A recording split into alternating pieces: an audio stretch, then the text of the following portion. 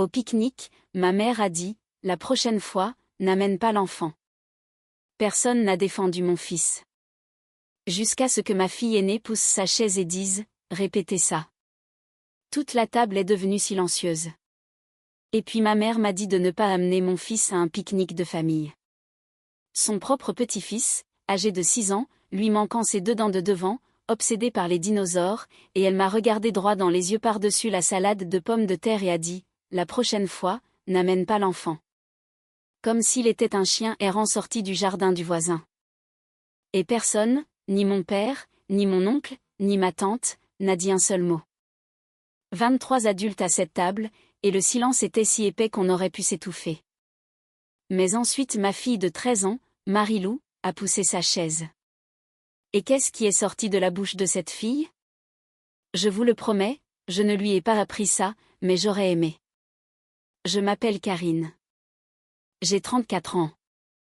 Je vis à Lyon avec mes 2 enfants, Marie-Lou, qui a 13 ans et en fait 45, et mon petit, Théo, qui vient d'avoir 6 ans. Je travaille comme assistante dentaire 3 jours par semaine et je fais des remplacements administratifs dans un centre de soins le week-end. Je ne suis pas riche. Je ne suis pas fauchée. Je suis dans ce juste milieu où l'on peut payer la facture d'électricité à temps, mais un pneu crevé ruine tout votre mois. Vous voyez exactement ce que je veux dire, n'est-ce pas? Maintenant, voici ce que vous devez comprendre à propos de ma famille avant que tout cela ait un sens. Ma mère, Patricia, a toujours été une femme qui avait besoin d'être le centre de tout. Pas de manière bruyante et dramatique, à jeter une assiette contre le mur, non. Elle est plus discrète que ça. C'est le genre de personne qui vous sourit tout en disant quelque chose qui vous serre la poitrine. Elle complimentera votre robe et ajoutera, c'est courageux de porter ça. Elle vous dira qu'elle est fière de vous et passera ensuite 40 minutes à parler de la façon dont votre cousine s'en sort mieux. Mon père, Gilles, est le genre d'homme qui a appris il y a longtemps qu'être d'accord avec Patricia est plus facile que d'être en désaccord. Je ne lui en veux même plus. Cet homme hoche la tête depuis 37 ans de mariage. Je pense qu'il a oublié qu'il a le droit d'avoir ses propres opinions, mais c'est une conversation à part entière. Pendant des années, et je dis bien des années, j'étais celle qui maintenait cette famille unie avec de l'argent. Pas beaucoup, mais assez. Quand le chauffage de mes parents est tombé en panne il y a 2 hivers, qui a envoyé les 1200 €? Moi. Quand mon père a eu besoin de nouveaux pneus pour son utilitaire et qu'ils étaient en retard sur leur assurance. Encore moi. Quand ma mère a voulu s'organiser un dîner d'anniversaire dans un grand restaurant et qu'elle a ensuite oublié son portefeuille. 3 suppositions. Je ne me suis jamais plainte. Jamais. Parce que c'est ce qu'on fait pour sa famille, n'est-ce pas? C'est ce que je me disais en tout cas. On aide parce que ce sont les siens. Et un jour, quand on aura besoin d'eux, ils seront là pour nous. Sauf qu'ils n'ont jamais été là.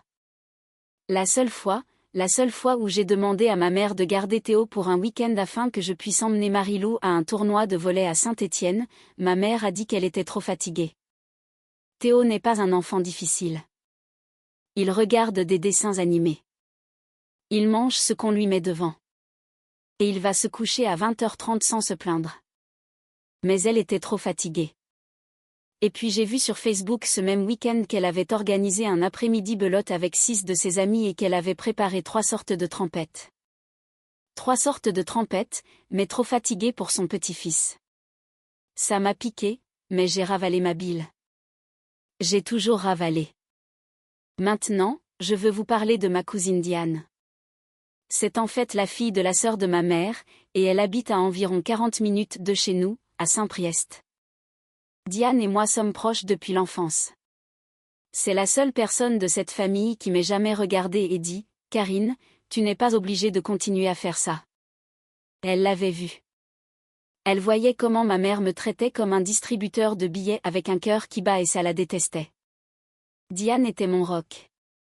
Chaque fois que je l'appelais en pleurant après un commentaire de ma mère, Diane me disait, « Note-le. Un jour, tu auras besoin de te souvenir pourquoi tu as arrêté. » J'aurais dû écouter plus tôt.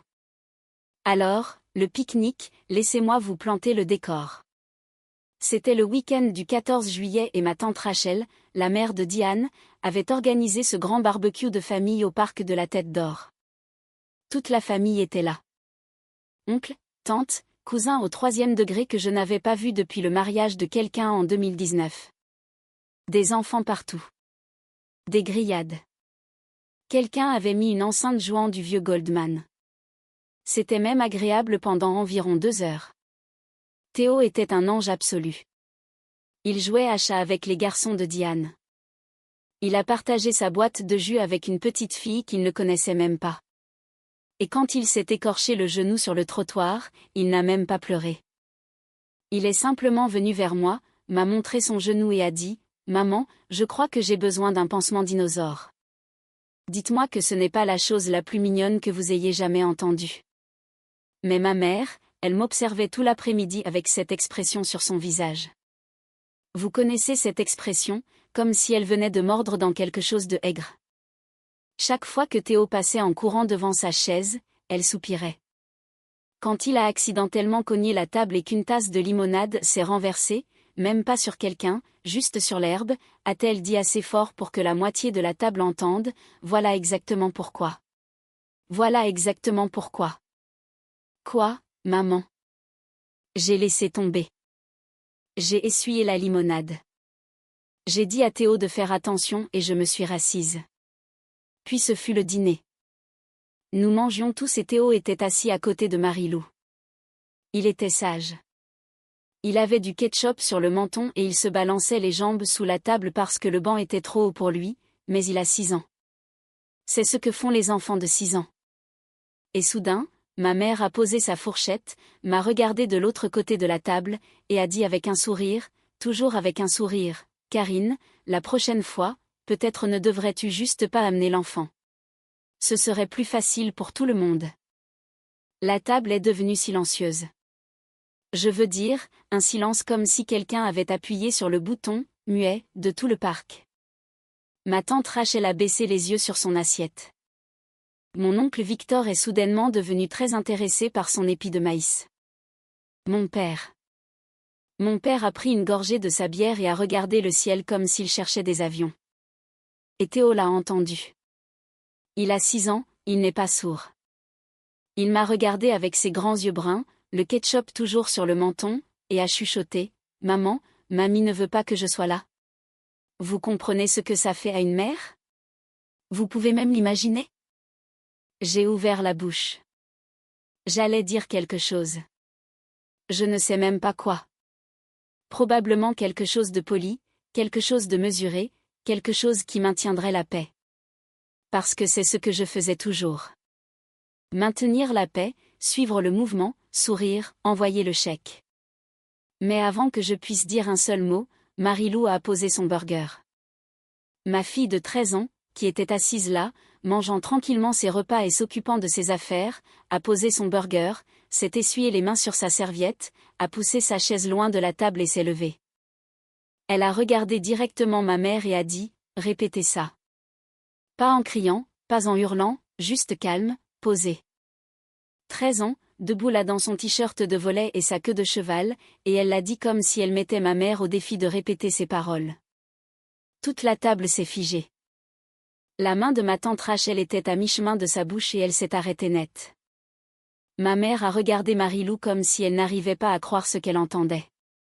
Et honnêtement, moi non plus. Ma mère a fait ce petit rire, vous savez, celui-là, le rire de dédain, et a dit, « Marilou, assieds-toi. C'est une conversation d'adulte. » Et Marilou a répondu, « Alors arrêtez d'agir comme une enfant. » Je crois que mon oncle Victor s'est réellement étouffé avec son maïs.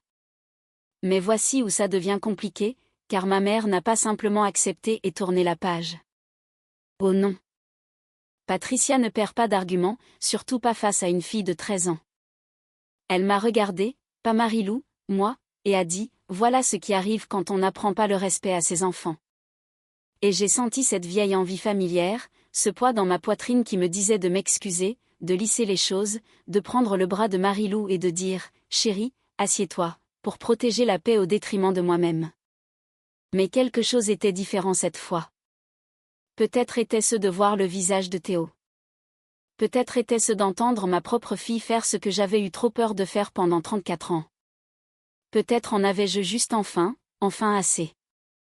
J'ai regardé ma mère et j'ai dit, Patricia, Théo est ton petit-fils, et si tu ne peux pas le traiter comme un membre de la famille, alors je ne vois pas pourquoi je devrais continuer à te traiter comme la mienne. Et puis j'ai fait mes 2 enfants, ma salade de pommes de terre, et ma dignité, et je suis partie vers la voiture. Mais croyez-moi, ce n'était que le début. Parce que ce qui s'est passé dans les semaines qui ont suivi ce pique-nique, c'est là que les choses sont devenues vraiment laides et la décision que j'ai prise ensuite. Certaines personnes de ma famille ne m'ont toujours pas pardonné. Mais voici le truc, je le referai demain. Je vais vous dire exactement ce que j'ai fait. Et j'ai besoin que vous soyez honnête avec moi pour savoir si vous pensez que j'ai été trop loin.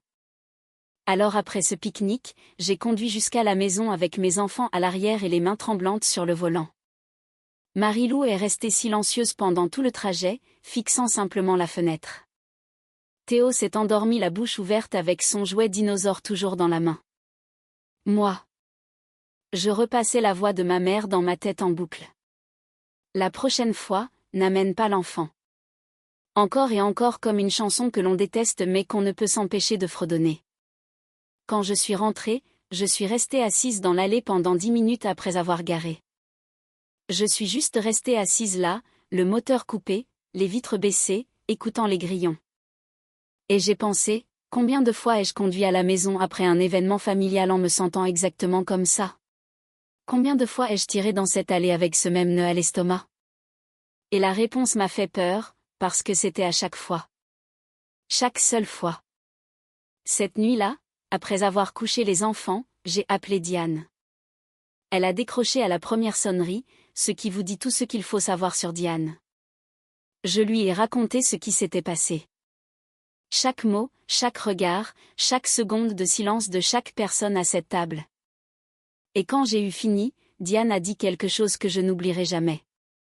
Elle a dit, « Karine, tu as signé des chèques pour des gens qui ne te donneraient pas un verre d'eau si tu étais en feu.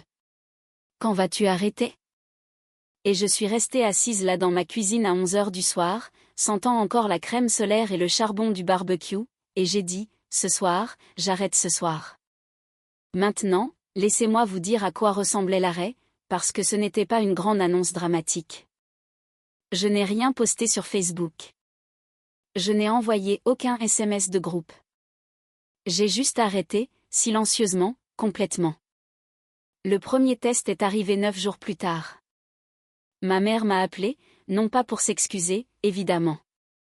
Cela exigerait qu'elle admette avoir fait quelque chose de mal. Elle m'a appelé pour me dire que le chauffe-eau de leur maison faisait un bruit et que mon père pensait qu'il faudrait peut-être le remplacer. Et puis elle a fait ce qu'elle fait toujours.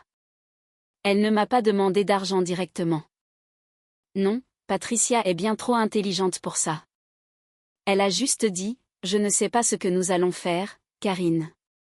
Ton père ne travaille plus qu'à temps partiel maintenant, et mes genoux ont été si mauvais que je peux à peine aller au magasin. Je ne sais vraiment pas, et puis le silence. Ce silence lourd et chargé qui était censé me faire dire, ne vous inquiétez pas, maman. Je m'en occupe. Vous savez ce que j'ai dit à la place? J'ai dit, cela semble vraiment stressant. J'espère que vous trouverez une solution. La pause à l'autre bout du fil a été si longue que j'ai vérifié si l'appel avait coupé. Ce n'était pas le cas. Elle ne savait tout simplement pas quoi faire d'une version de moi qui ne cherchait pas son portefeuille. Elle a essayé à nouveau 2 jours plus tard. Cette fois, c'était à propos de la facture d'électricité plus élevée que prévu à cause de la climatisation. Même scénario, le soupir que, je ne sais vraiment pas, la longue pause. Et je lui ai donné la même réponse. C'est difficile, maman.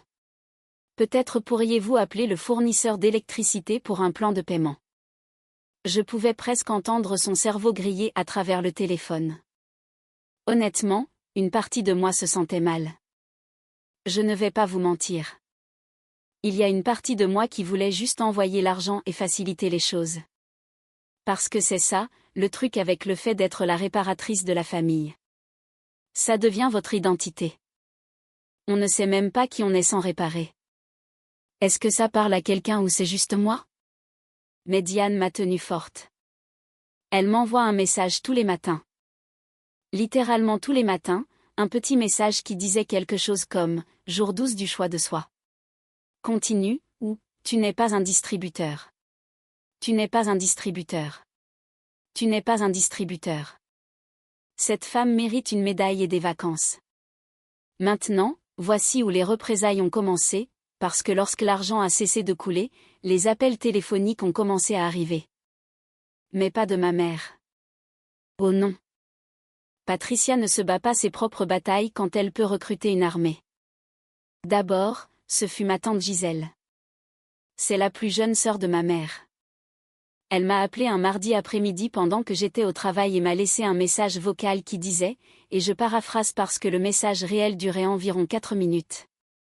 En gros, que j'étais égoïste, que mes parents avaient des difficultés, que la famille aide la famille, et qu'elle ne m'avait pas élevée, mais que si elle l'avait fait, je saurais quoi faire.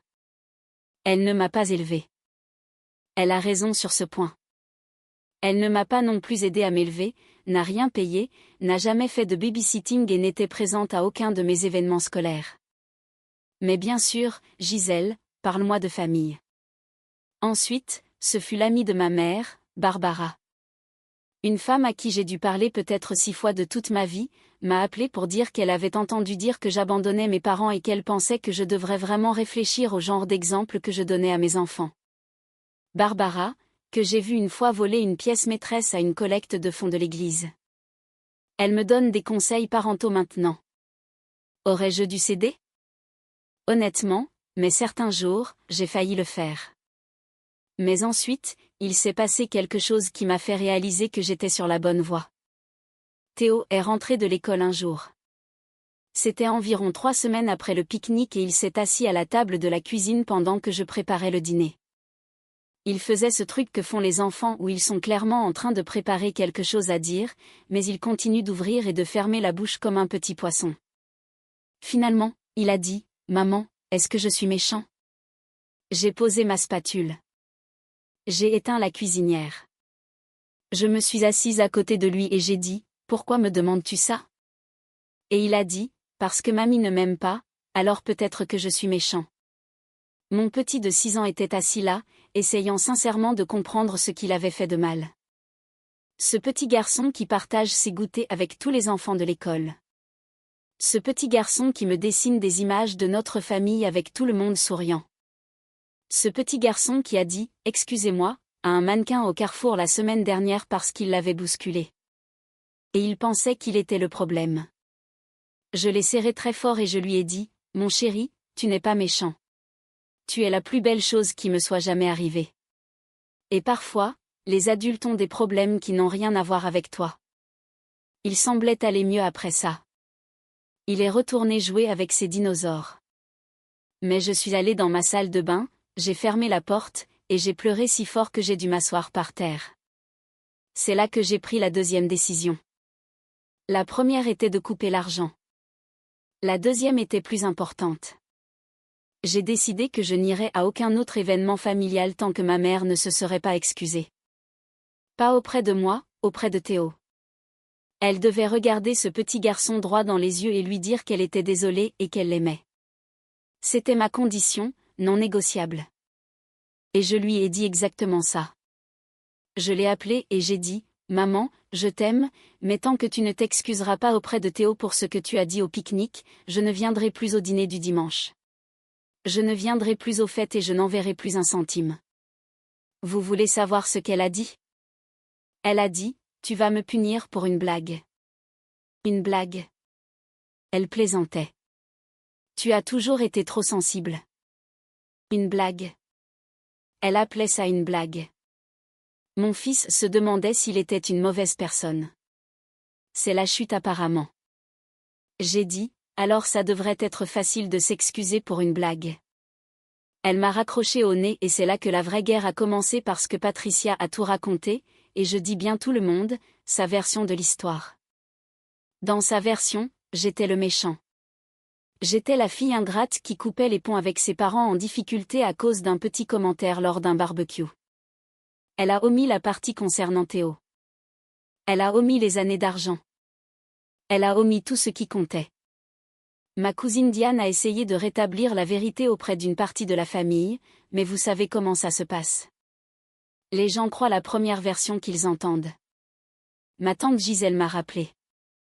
Mon oncle Victor m'a envoyé un SMS qui disait juste « La famille d'abord, Karine ». Facile pour lui de parler, il n'a jamais envoyé un centime à mes parents. Même mon père m'a appelé et celle-là m'a le plus blessé parce que Gilles n'est pas un homme mauvais. Il est juste faible. Et il a dit « Karine, ma chérie, ne peux-tu pas simplement laisser tomber ? Ta mère n'avait pas l'intention de faire de mal. Elle est contrariée depuis des semaines. Elle est contrariée. Elle est contrariée. Mon fils se croit défectueux, et c'est ma mère qui est contrariée. J'ai dit, papa, je t'aime. Mais tu étais assis là. Tu as entendu ce qu'elle a dit. Tu as vu le visage de Théo et tu as pris une gorgée de ta bière. Alors, j'ai besoin que tu comprennes. Je ne suis pas en colère contre toi, mais je ne peux pas prétendre que c'était acceptable. Il est devenu silencieux. Et puis il a dit quelque chose qui m'a surprise. Il a dit, je sais. Je sais que j'aurais dû dire quelque chose. C'était la chose la plus honnête que mon père m'ait dite depuis des années. Et pendant une seconde, j'ai pensé qu'il serait peut-être celui qui arrangerait les choses. Peut-être qu'il parlerait à ma mère. Peut-être qu'il comblerait le fossé. Mais il ne l'a pas fait.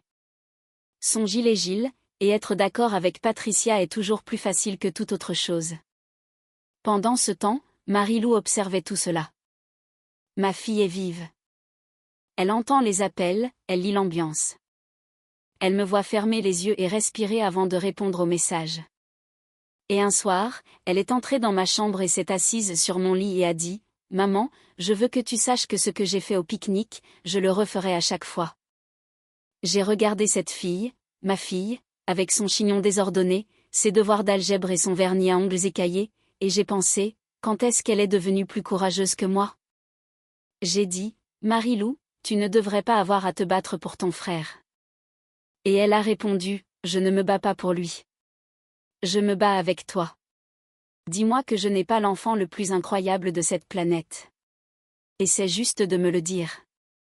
Mais ce qui s'est passé ensuite, et je vous promets que je ne l'ai pas vu venir, c'est la partie qui a tout changé, parce que quelqu'un dans ma famille a décidé de s'impliquer d'une manière à laquelle je ne m'attendais pas.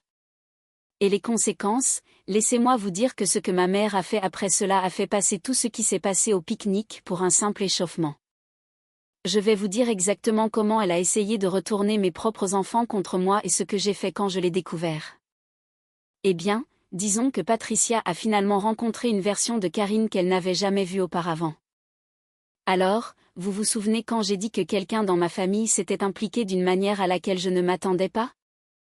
Environ 5 semaines après le pique-nique, Marie-Lou est rentrée de l'école en agissant bizarrement, pas contrariée, mais elle n'arrêtait pas de vérifier son téléphone et de le poser écran vers le bas sur la table. Si vous avez un adolescent, vous savez quand ce téléphone est posé à l'envers, quelque chose se passe. Je lui ai laissé de l'espace. Nous avons dîné. Théo nous a raconté une histoire de 10 minutes sur un lézard dans la cour de récréation qui n'avait absolument aucun sens. Et nous avons applaudi à la fin quand même. Nuit normale. Mais plus tard, après que Théo soit couché, Marie-Lou s'est tenue dans l'embrasure de ma porte, les bras croisés, et a dit « Maman, je dois te montrer quelque chose, et j'ai besoin que tu ne paniques pas. » Elle m'a tendu son téléphone. Sur l'écran, il y avait une série de messages de ma mère. Patricia avait eu le numéro de Marie-Lou, probablement par tante Gisèle, qui a les limites d'une porte moustiquaire lors d'un ouragan, et envoyait des textos à ma fille de 13 ans depuis 3 jours. Les messages ont commencé gentiment. « Salut, ma chérie. Mamie me manque, mais ils ont ensuite changé. » La façon dont Patricia fonctionne toujours lentement, prudemment, comme du poison dans un thé sucré. « J'aimerais que ta mère me laisse vous voir, toi et Théo. Ta mère a toujours été très émotive. Même à ton âge, elle réagissait de manière excessive. Peut-être pourrais-tu lui parler pour moi ? Elle recrutait ma fille. Dire à un enfant que sa mère était le problème. Demander à mon enfant de faire son sale boulot. Et ce qui m'a fait bouillir, c'est qu'elle n'a jamais mentionné Théo. Pas une seule fois. N'a pas demandé de ses nouvelles. N'a pas dit qu'il lui manquait. Il n'existait pas dans ses messages. Mais voici ce que je ne savais pas encore. Marie-Lou n'avait pas seulement lu en silence. Elle avait répondu au message disant que j'étais émotive. Marie-Lou a écrit « Ma mère n'est pas émotive. Elle en a juste marre de faire semblant que tout va bien quand ce n'est pas le cas. Il y a une différence. » À celle qui demandait à Marie-Lou de lui parler, j'allais pas demander à ma fille de pardonner à quelqu'un qui ne s'est pas excusé. Ça n'aurait pas de sens, n'est-ce pas? J'ai fixé ce téléphone pendant un long moment. Puis j'ai regardé Marie-Lou, qui se rongeait l'ongle comme si elle attendait d'être punie, et j'ai dit « Tu es l'être humain le plus incroyable que j'ai jamais rencontré. » Elle a dit « Alors je ne suis pas en tort ?» J'ai dit « Mon chéri, la seule personne en tort, c'est ta grand-mère. » Maintenant, voici où les gens de ma famille disent que j'ai été trop loin, et je veux sincèrement savoir si vous êtes d'accord. J'ai fait des captures d'écran de tous les messages que ma mère avait envoyés à Marie-Lou. Tous.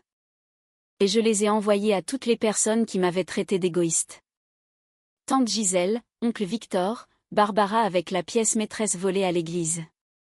Sans commentaire, juste les captures d'écran avec une seule ligne, voilà ce qu'elle fait maintenant. Tante Gisèle a appelé et pour la première fois n'a pas commencé par défendre ma mère. Elle a dit, je ne savais pas qu'elle faisait ça. J'ai dit, il y a beaucoup de choses que tu ne sais pas, Gisèle, parce que tu n'écoutes toujours qu'un seul côté. Silence radio de l'oncle Victor, ce qui était honnêtement une amélioration. Diane m'a appelé en riant si fort qu'elle avait du mal à respirer. Elle a dit, Marie-Lou est mon héroïne. Je vais acheter une pizza à cette fille. Et elle l'a fait. Elle a conduit 40 minutes depuis Saint-Priest avec une grande pépronie et un tricératops en peluche pour Théo parce que, selon ses mots, ce petit mérite un cadeau sans raison. C'est le genre de famille que je veux autour de mes enfants. Après que j'ai envoyé ces captures d'écran, 2 semaines de silence complet de la part de Patricia, elle ne pouvait pas truquer celle-ci. Ses propres mots, le téléphone de son propre petit enfant, noir sur blanc. Puis un samedi matin, un coup à ma porte. Mon père, Gilles, se tenait sur mon porche avec son vieux chapeau de pêche, tenant un sac de boulangerie. Il avait l'air de ne pas avoir dormi depuis une semaine. Il s'est assis à la table de ma cuisine, a posé le sac et a dit « J'ai apporté ces brioches à la cannelle que tu aimais quand tu étais petite. » Et puis cet homme, que je n'ai jamais vu pleurer de toute ma vie, a mis son visage dans ses mains et a sangloté. Il a dit « Je t'ai laissé tomber, Karine. » Je me suis assis à cette table et j'ai entendu ce que ta mère a dit et je n'ai rien dit parce que j'ai peur de cette femme depuis 37 ans. Et j'ai laissé ça me coûter ma fille et mes petits-enfants. J'ai dit, papa, je n'ai pas besoin que tu sois parfait. J'ai juste besoin que tu sois honnête. Et il l'a été pendant 2 heures, il m'a dit des choses qu'il n'avait jamais dites. Qu'il avait toujours su que maman avait tort. Qu'à chaque fois que j'envoyais de l'argent, il se sentait mal. Qu'il en avait parlé avec elle une fois il y a des années et qu'elle ne lui avait pas parlé pendant 11 jours, alors il n'en a plus jamais parlé. Puis il a dit quelque chose qui m'a surprise. Ta mère a peur, Karine. Elle ne l'admettra pas, mais elle est terrifiée de te perdre et elle ne sait pas comment réparer ça parce que tout le monde s'est toujours plié. J'ai dit, je sais. J'ai été pliée pendant 34 ans. J'ai fini. Il a hoché la tête. Puis il a dit, et si j'arrêtais aussi de me plier? 2 jours plus tard, papa m'a dit qu'il avait eu une vraie conversation avec ma mère. Il lui avait dit que le pique-nique était une erreur, que les textos étaient une erreur, que les années passées à dépendre de moi étaient une erreur, et il lui avait dit que si elle ne réparait pas ça, elle le perdrait aussi. Puis environ 9 semaines après le pique-nique, mon téléphone a sonné. Ma mère est restée silencieuse un long moment.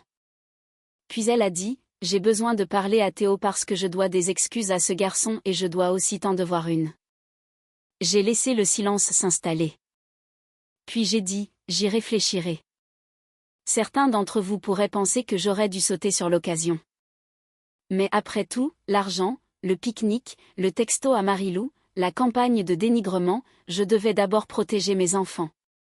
Diane m'a dit, Laisse-la venir à tes conditions, chez toi, et si elle se plante, c'est terminé. Alors, j'ai invité ma mère pour le dîner le dimanche suivant. Juste elle, moi, Marie-Lou et Théo. Je lui ai dit de venir avec de vraies excuses ou de ne pas venir du tout. Elle est arrivée à 17h en robe, ce qu'elle ne met jamais pour les dîners décontractés. Elle a apporté des tulipes jaunes, mes préférées. Je ne pensais pas qu'elle se souviendrait. Théo était sur le canapé en train de regarder des dessins animés. Il a levé les yeux vers elle et n'a pas bougé. Il n'a pas couru vers elle comme il le faisait avant. Il l'a juste regardée. Et j'ai vu que ça la frappait en plein visage ce qu'elle avait fait. Elle s'est approchée, s'est agenouillée, ce qui n'était pas facile avec ses genoux, et a dit « Théo, mamie doit te dire quelque chose. Ce que j'ai dit au pique-nique était faux et méchant, et tu n'as rien fait de mal. Tu es mon petit-fils, et je t'aime, et je suis vraiment désolée. » Théo l'a regardé pendant environ 5 secondes. Puis il a dit « C'est bon, mamie. Tu veux voir mon nouveau dinosaure ? 6 ans. Pas de rancune, pas de conditions, juste de la grâce. Le genre que les adultes oublient exister. » Elle l'a serré dans ses bras et a pleuré. De vraies larmes, pas des larmes de représentation, le genre où vos épaules tremblent et où vous ne pouvez pas parler. Pendant le dîner, elle s'est aussi excusée auprès de moi. A dit qu'elle savait qu'elle avait été injuste pendant des années. A dit qu'elle allait commencer à consulter un conseiller, ce qui m'a presque fait tomber de ma chaise parce que Patricia a toujours appelé le conseil se plaindre à des inconnus. Puis elle a regardé Marie-Lou et a dit « Je te dois aussi des excuses. Je n'aurais jamais dû envoyer ces messages. Tu as eu raison de défendre ton frère. » Marie-Lou a répondu « Merci, mamie, mais juste pour que vous sachiez, je le referai si je dois le faire. » Ma mère a même ri. Un vrai rire et a dit « Je te crois. Maintenant, je ne vais pas prétendre que tout est parfait. La confiance ne se reconstruit pas du jour au lendemain. Je n'envoie toujours pas d'argent. C'est terminé, définitivement. Mon père a trouvé un emploi à temps plein dans un magasin de bricolage, et il parle de forêt et de bois et semble honnêtement plus heureux qu'il ne l'a été depuis une décennie. Tante Gisèle m'a apporté un gratin et a dit « Je n'aurais pas dû m'en mêler » sans me regarder dans les yeux. Je prends ça. L'oncle Victor n'a toujours pas dit un mot, mais à Thanksgiving, il s'est assis à côté de Théo et lui a demandé le nom de chaque dinosaure. Pour Victor, c'est pratiquement une lettre d'amour. Diane vient toujours tous les 2 week-ends avec des pizzas et ses garçons. Elle est toujours mon rock. La semaine dernière, elle m'a envoyé un texto, jour 147 du choix de soi. Regarde où tu en es arrivé. J'ai pleuré en lisant ça. De bonnes larmes, par contre. Alors, voilà mon histoire. Le pique-nique, le silence, l'argent, les textos, les captures d'écran, les brioches à la cannelle, et la fille de 13 ans qui s'est levée quand personne d'autre ne l'a fait. Si cette histoire vous a plu, j'apprécierais vraiment un pouce bleu. Ça signifie plus que vous ne le pensez. Et si quelque chose ici vous a rappelé votre propre famille ou si vous pensez que j'ai mal géré quelque chose ou que vous auriez fait différemment, dites-le moi dans les commentaires. Je lis tout le monde. Et si vous traversez quelque chose de similaire en ce moment, si vous êtes celui ou celle qui donne toujours et ne reçoit jamais, qui maintient la paix au prix de soi-même, je veux que vous sachiez que vous avez le droit d'arrêter. Vous avez le droit de dire assez. Et vous pourriez être surpris de qui se tient derrière vous lorsque vous le ferez enfin. Pour moi, c'était une fille en t-shirt de volet qui a regardé ma mère dans les yeux et a dit « Répétez ça.